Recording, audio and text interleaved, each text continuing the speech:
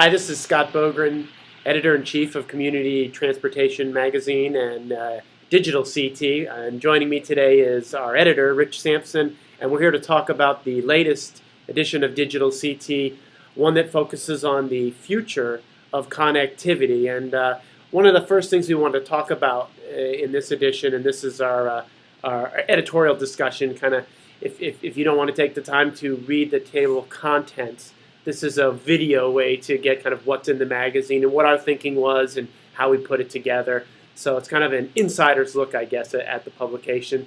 It was about 5 years ago, at the end of Safety Lou, we started to really focus on the idea of connectivity and the idea that federal transportation investment programs, beginning with ICE-T and on through, had really built up the urban and rural components of public and community transportation. And now the connectivity issue was A, stitching those systems together into a network, and then B, acknowledging that people live, work, shop, go to school, go to healthcare regionally, and that regional aspects of this were important. And as I kind of talk into in the commentary piece, we cite, oh, thank you, Rich, that was where we kind of laid out some of these ideas initially in 2008, and a lot of progress has been made since then on some of the ideas of connectivity. So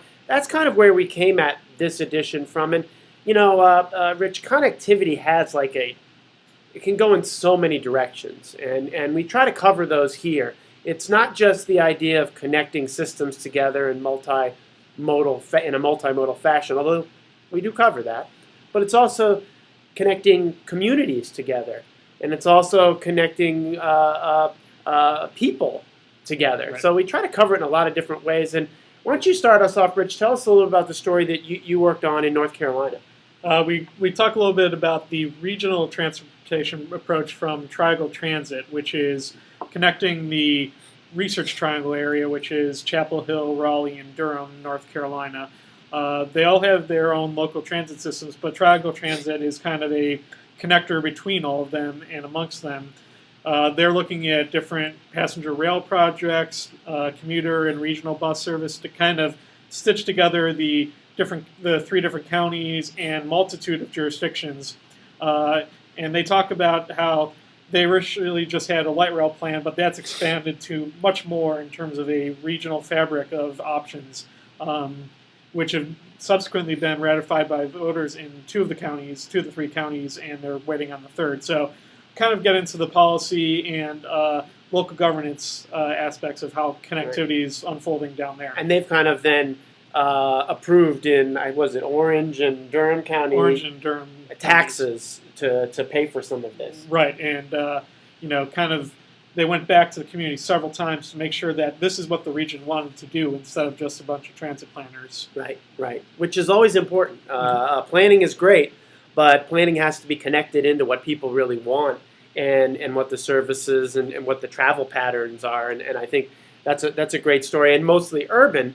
Kind of switching gears to a mostly rural, I have a piece in this edition on southwestern Wisconsin, a system that was launched in December of 2012, so it's a very recent system, known as the Scenic Mississippi Regional Transit, or SMRT. And that system was really designed as a rural commuter bus system between La Crosse and Prairie du Chien, which are the two largest kind of cities or towns in that part of Wisconsin. And it was really designed to provide access to a larger labor pool for a lot of employers.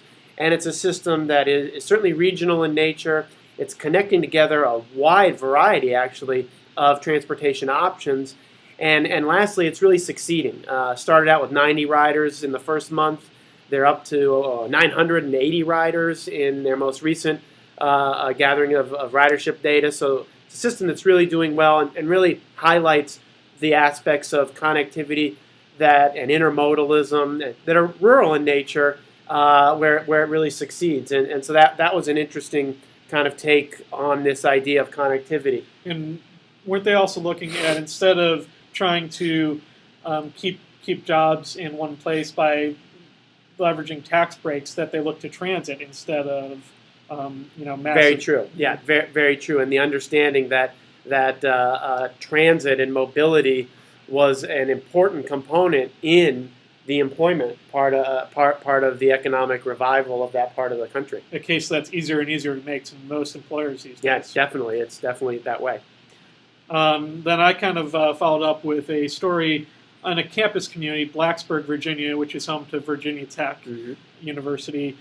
They've been at alternative transportation, which isn't just transit, but also biking and walking, carpooling and vanpooling since 2000. So, 13 or 14 years now. And they recently received national recognition for their program, which includes a membership component for students, faculty, and staff to help them get around not only campus, but Blacksburg and the surrounding communities in southwestern Virginia there. So we talked with the folks in Virginia Tech and explain why, instead of building new parking lots and parking facilities, they turn to alternative transportation as a solution.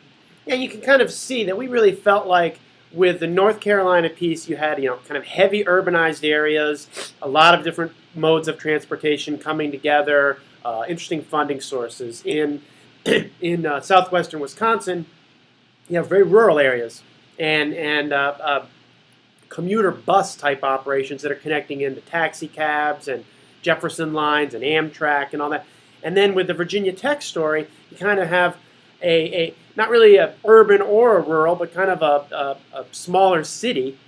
And what you have there is all these alternative modes being stitched together. So we thought that those three pieces really give, the cover here, which you can see says the future of connectivity today. And that's kind of what we thought these three aspects really had to it. There's another feature piece that I did in this edition that I encourage you to take a look at on school and student transportation. Had seen recent rulings by the Federal Transit Administration on two different rural operators and some operations they had that were serving students, and kind of used those two rulings as an entree into discussing that part of connectivity in a lot of communities, students and student populations dealing with parents. It's all part of the kind of connected fabric of transit. And this article talks and tries to really get at the idea of going public, that regardless of the type of service you're providing, if it's open to the public, if it can't be construed as exclusive service to students, it kind of meets the FTA's tests. But this article goes into great detail about what those tests that the FTA applies are and how to make sure that your operation, if you are serving students, does not run afoul of the federal rules. And it's a tough challenge when most of the rules were designed for really large urban areas, but we have our smaller urban and rural members trying to get kids to school at the same time. Absolutely, and that's a good point, Rich. You've got rural communities whose school systems are underfunded and they're looking to save money, and oftentimes, as is the case in one of the communities, it's a question between paying for a teacher, several teachers, or the transportation. And then you've got these public assets and community and public transit that are there. You can just see that this is going to be a growing issue and challenge for a lot of our members, and we thought we would get ahead of it a little bit and make sure that they're doing it right and they're doing it in a way that isn't going to cause them a lot of grief down the road. So we also covered that in this edition. And then we have a few capsule looks at some different ways of connecting communities and neighborhoods within communities, from ferry boats to inclined planes and elevated aerial trams and those types of kind of off the beaten path types of solutions, but which are all carrying increasing ridership these days and are kind of a bridge between geographic terrain that sometimes is difficult or bodies of water. That isn't just wheels on road or rails type of transit. Yeah, we kind of like that because it kind of highlights some of the innovation and the uniqueness that you see in the industry and that we know is out there, and a chance to kind of highlight some of those systems that are doing some really great work, and to maybe inspire some of the other readers to maybe look at some of these other methodologies of transporting people, because that's kind of when it works, when we meet the riders right where their mobility needs are, as opposed to asking them to come meet our needs. It tends to work a little better. So that's a look at our connectivity issue. We're real happy with the way it's come out, and we're eager to get that in your hands. And as always, we're also very eager to hear from you about what you think about the edition, what other stuff you'd like to see us cover. You can reach me at Bogren, BOGREN, at ctaa.org. And mine is Sampson at cta.org. And a quick plug for one of my workshop sessions at Expo in Albuquerque. Yeah. We'll be talking about regionalism, I believe, on Thursday morning. Yes. Regionalism, intermodality, interconnectivity, and co-location.